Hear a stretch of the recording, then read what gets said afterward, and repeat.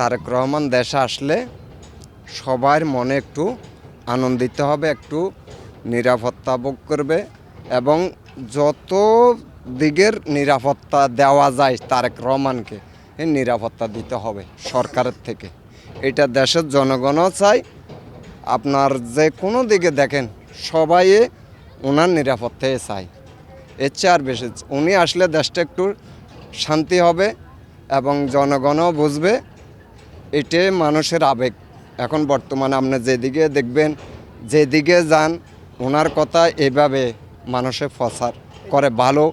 উনি অতীতে যাই আসছিল সেটা আমরা জানি না, কিন্তু বর্তমানের জন্য ওনাকে অনেকে দরকার, না হলে এই দেশের নির্বাচনটা সুন্দর হবে না। এটা রাজনীতিতে পরিবর্তন আসতে হবে। যে এখন দেশের প্রধান এরা ওনাকে নিরাপত্তা দিলে সব ঠিক হয়ে যাবে। ওনারা যদি চেষ্টা করে ওনাদের উপর দিয়ে আর কেউ কিছু করতে পারবে না।